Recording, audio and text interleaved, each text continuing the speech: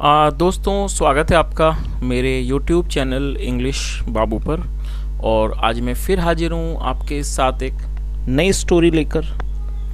और दोस्तों, आज जो स्टोरी मैं आपके लिए लेकर आया हूँ ये एक शॉर्ट मॉरल स्टोरी है। बहुत ही छोटी सी और बहुत ही अच्छी मनोरंजन से भरपूर ये कहानी है। उसके अलावा दोस्तों, आज की इस स्टोरी में आपको कुछ नए इंग्लिश के वर्ड मीनिंग सीखने को मिलेंगे, उनकी करेक्ट प्रोनाउंसिएशन के बारे में पता चलेगा और हमेशा की तरह जो इसका ग्रामर का पार्ट है उसे बिल्कुल डिटेल में कवर करेंगे, तो एक एक स्ट्रक्चर को आप बड़ी आसानी से सीख पाएंगे। तो चलिए दोस्तों, आज की इस कहानी को हम शुरू करते हैं और सबसे पहले कहानी का टाइटल देखते हैं। कहानी का टाइटल है the way of telling truth. क्या मतलब हुआ दोस्तों? टेलिंग ट्रुथ का मतलब होता है सच बोलना। The way of telling truth मतलब कि सच बोलने का तरीका। तो दोस्तों, ये आज की इस कहानी का टाइटल है, शीर्षक है।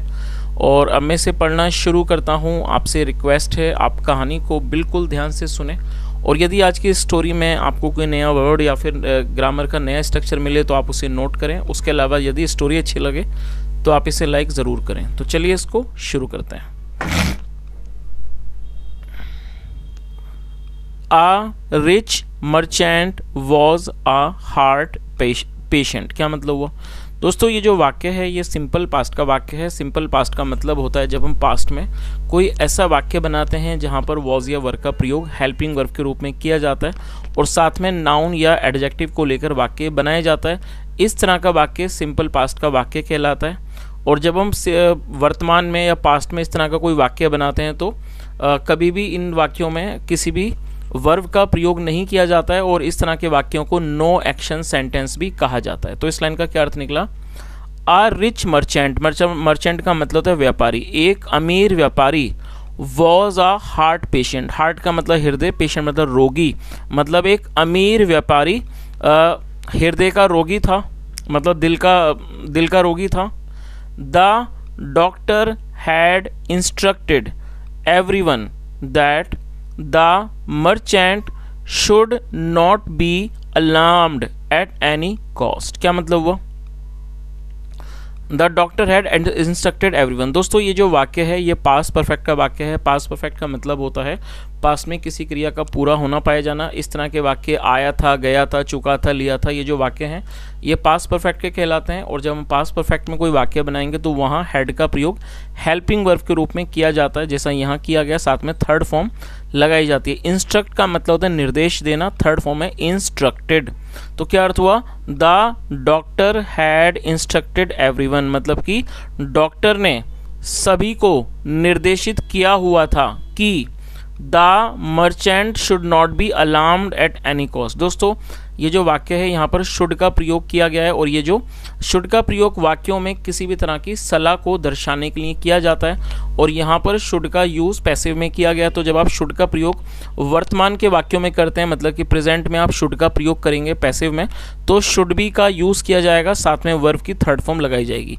अलार्म का मतलब होता है किसी को किसी भी तरह की कोई खतरे का संकेत देना, कोई खतरे की चेतावनी देना। तो इस लाइन का क्या अर्थ निकला? The doctor had instructed everyone, मतलब कि डॉक्टर ने हर किसी को निर्देश दिया हुआ था कि the merchant should not be alarmed at any cost, मतलब कि व्यापारी को किसी भी कीमत पर खतरनाक तरीके से सूचना नहीं दी जानी चाहिए। कोई भी उसे खतरनाक जानकारी, मतलब कह सकते हैं खतरनाक जो कोई भी इंफॉर्मेशन है, जानकारी उसे नहीं दी जानी चाहिए। चलिए आगे देखिए।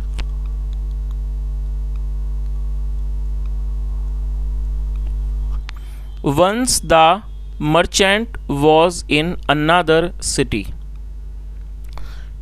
क्या अर्थ हुआ दोस्तों? ये जो वाक्य है ये भी सिंपल पास्ट का वाक्य है और जब हम सिंपल पास्ट में वाक्य बनाएंगे तो जैसे मैंने आपको बताया हुआ वॉज या वर्ब का प्रयोग हेल्पिंग वर्ब के रूप में किया जाता है। तो क्या अर्थ हुआ? वंस, एक बार, the merchant was in another city, मतलब एक बार व्यापारी किसी और शहर में था। अनदर सिटी मतलब किसी और शहर में।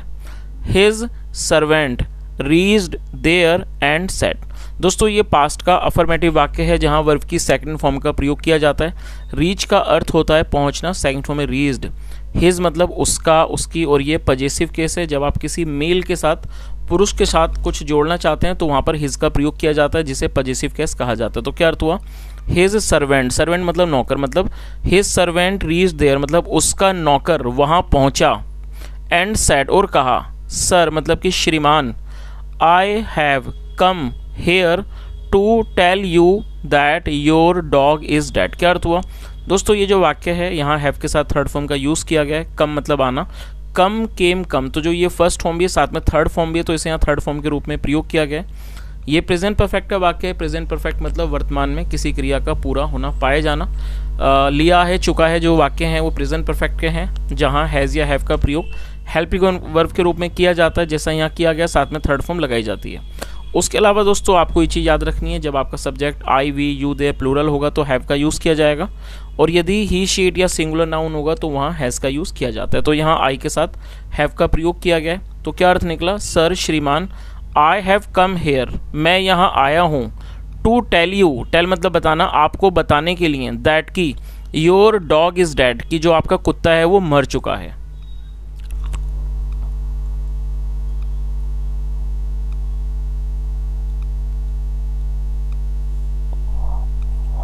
How did he die, the merchant asked, asked मतलब पूछना, second form asked, the merchant asked मतलब कि व्यापारी ने पूछा, हाउ डिड ही डाई। दोस्तों ये जो वाक्य है ये पास्ट इंडेफिनिट का इंटरोगेटिव वाक्य है, और जब हम पास्ट इंडेफिनिट में कोई इंटरोगेटिव वाक्य बनाते हैं तो वहाँ पर डिड का प्रयोग हेल्पिंग वर्ब के रूप में किया जाता है, उसके बाद वर्ब की फर्स्ट फॉर्म, और उसके बाद सब्जेक्ट, फिर वर्ब की first form.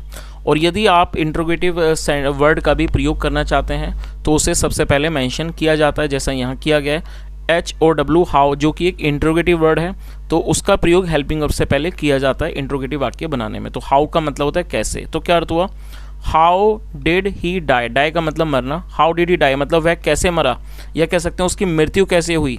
The merchant asked, व्यापारी ने पूछा। आगे देखिए, he ate a lot of horse meat. क्या अर्थ हुआ दोस्तों, ये जो वाक्य है ये पास्ट इंडेफिनिट का अफर्मेटिव वाक्य है, जहां वर्ब की सेकंड फॉर्म का ही प्रयोग किया जाता है। EAT, ईट का मतलब होता है खाना, सेकंड फॉर्म है एट, आप इसे नोट कर लीजिए, ATE, एट। और थर्ड फॉर्म को भी आप चाहें तो नोट कर लीजिए, थर्ड फॉर्म है ईटन, EATEN। तो फिलहाल ये पास्ट इंडेफिनिट का अफर्मेटिव वाक्य, इसलिए सेकंड फॉर्म का यूज किया गया है। तो उसने क्या जवाब दिया, he ate a lot of horse meat मतलब उसने बहुत सारा घोड़े का मांस खा लिया। What do you mean, is my horse dead. क्या अर्थ हुआ, वॉट डू यू मीन, और ये प्रेजेंट इंडेफिनिट का अफर्मेटिव इंट्रोगेटिव वाक्य है, जहाँ डू का प्रयोग हेल्पिंग वर्ब के रूप में किया जाता है। वॉट डू यू मीन मतलब कि आपका क्या मतलब है, इज माई हॉर्स डेड। और दोस्तों ये सिंपल प्रेजेंट का इंट्रोगेटिव वाक्य है, जहाँ पर इज का प्रयोग हेल्पिंग वर्ब के रूप में किया जाता है यदि वाक्य इंट्रोगेटिव हो। तो उसने क्या कहा, वॉट डू यू मीन, तुम्हारा क्या मतलब है, इज माई हॉर्स डेड, क्या मेरा घोड़ा मर चुका है। सर श्रीमान, all the horses in your stable are dead due to starvation. क्या अर्थ हुआ दोस्तों, STABLE, स्टेबल का मतलब होता है अस्तबल, जहाँ पर घोड़ों को रखा जाता है उस स्थान को स्टेबल कहते हैं, जिसकी हिंदी होती है अस्तबल। तो आप इस वर्ड को भी नोट कर लीजिए। तो उसने क्या जवाब दिया, सर श्रीमान, all the horses in your stable are dead मतलब कि आपके अस्तबल में सारे घोड़े मर चुके हैं। Due to starvation, starvation noun है जिसका मतलब होता है भूखमरी। ड्यू टू का मतलब की वजह से, ड्यू टू स्टारवेशन भूखमरी के कारण। तो उसने क्या जवाब दिया कि श्रीमान, आपके अस्तबल में सारे घोड़े मर चुके हैं भूखमरी के कारण। आगे देखिए,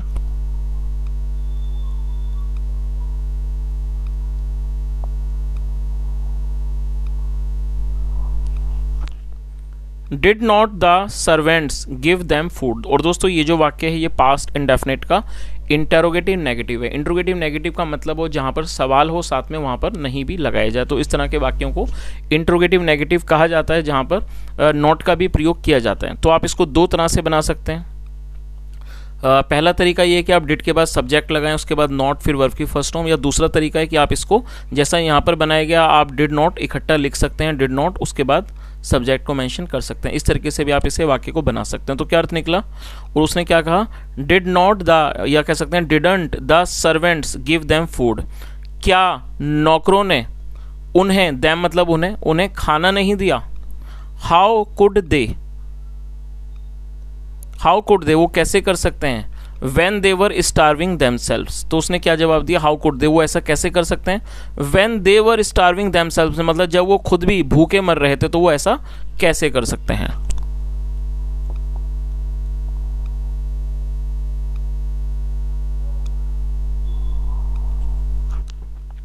वाई क्यों, didn't my wife give them their wages, क्या अर्थ हुआ। और दोस्तों ये जो वाक्य है ये भी पास्ट इंडेफिनिट का ही इंट्रोगेटिव नेगेटिव वाक्य है, और यहाँ जो सब्जेक्ट है वो है माई वाइफ मतलब मेरी पत्नी। तो उसने क्या कहा, वाई क्यों, didn't my wife give them their wages, wages का मतलब वेतन, मतलब क्या मेरी पत्नी ने उन्हें उनका वेतन नहीं दिया।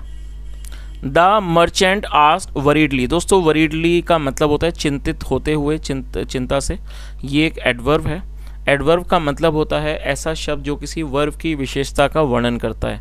तो आप देखेंगे ज़्यादातर जो एडवर्ब है वो एल पे ख़त्म होते हैं। तो वरीडली का मतलब चिंता करते हुए, चिंता से। तो उसने क्या कहा, why didn't my wife give them their wages the merchant asked worriedly, मतलब व्यापारी ने चिंतित होते हुए पूछा, क्या मतलब क्यों, क्या मेरी पत्नी ने उनको उनका वेतन नहीं दिया। How could she have survived without food, क्या अर्थ हुआ। दोस्तों देखिए यहाँ कुड का यूज़ किया गया है, साथ में हैव और वर्ब की थर्ड फॉर्म। सर्वाइव का मतलब होता है बच जाना, थर्ड फॉर्म है सर्वाइव्ड। तो ये आप इस स्ट्रक्चर को नोट कर सकते हैं जब आप कोई ऐसा वाक्य बनाएंगे जहाँ वाक्य की टेल पर सकता था, सकती थी, सकते जैसे शब्द आएंगे तो वहाँ पर कुड हैव और वर्ब की थर्ड फॉर्म का प्रयोग किया जाएगा। तो आप इस स्ट्रक्चर को नोट कर लें। तो इस लाइन का क्या अर्थ हुआ। और ये जो वाक्य है ये इंट्रोगेटिव है, तो यहाँ हेल्पिंग वर्ब का प्रयोग पहले गया है और ये इंट्रोगेटिव वर्ड है हाउ। तो क्या मतलब हुआ, how could she have survived without food, मतलब वह बिना खाने के कैसे सर्वाइव कर सकती थी, मतलब वह बिना खाने के कैसे बच सकती थी। द सर्वेंट रिप्लाइड, नौकर ने जवाब दिया। दोस्तों यहाँ पर मैं चाहूँगा एक छोटी सी एक्सरसाइज करते हैं। मैं आपको एक वाक्य देता हूँ सकता था वाला, तो आप इसका स्ट्रक्चर का यूज़ करके वाक्य को बनाएं। चलिए आप उसे नोट कर लीजिए। वह तैर सकता था, आई रिपीट द सेंटेंस, वाक्य है वह तैर सकता था। तो दोस्तों इस जो वाक्य मैंने आपको दिया है ये भी सकता था है, जहाँ पर कुड हैव और वर्ब की थर्ड फॉर्म का यूज़ आपको करना होता है। तो आप इस वाक्य को बनाएं और कमेंट में शेयर करें। चलिए आगे देखिए। You mean that my wife is dead too, तो उसने क्या जवाब दिया कि आपका मतलब है कि जो मेरी पत्नी है वो भी मर चुकी है। टू मतलब भी। सर श्रीमान, last night the house caught fire and everyone was burn to death, क्या अर्थ हुआ। उसने क्या जवाब दिया, सर श्रीमान लास्ट नाइट मतलब कि पिछली रात, द हाउस कॉट फायर जो घर था उसमें, कैच मतलब पकड़ना, second caught, the house caught fire उसमें आग लग गई, and everyone was burn to death और हर किसी की जलकर मौत हो गई। बर्न टू डेथ मतलब जल के मर जाना, सेकंड फॉर्म बर्न टू। तो उसने क्या जवाब दिया कि श्रीमान पिछली रात घर में आग लग गई और हर किसी की जलकर मौत हो गई। 10 इस प्रकार से, the servant told the truth in such a way that his master did not gate A shock, क्या अर्थ हुआ। इस तरह से जो सर्वेंट था टोल्ड द ट्रूथ, उसने सच बताया, इन सच अ वे इस तरीके से कि his master did not gate A shock, और ये पास्ट इंडेफिनिट का नेगेटिव वाक्य कि जो उसका मालिक था did not gate A shock, उसे शॉक मतलब उसको सदमा नहीं लगा। तो दोस्तों ये आज की एक छोटी सी कहानी थी और मैं उम्मीद करता हूँ कि आज की कहानी के माध्यम से आपने कुछ नए इंग्लिश के वर्ड मीनिंग सीखी होगी और साथ में जो ग्रामर का जो स्ट्रक्चर है वो भी आपने सीखा होगा और साथ साथ में आपने थोड़ा बहुत रिवीजन भी किया होगा। और दोस्तों यदि आपको आज की कहानी और मेरा पढ़ाने का प्रयास भी अच्छा लगा तो आपसे रिक्वेस्ट है आप वीडियो को लाइक करें, शेयर करें, चैनल को ज़रूर सब्सक्राइब करें। कोई सुझाव हो तो वो भी बताएं। यहाँ तक सुनने के लिए thank you so much. Have a nice day and bye.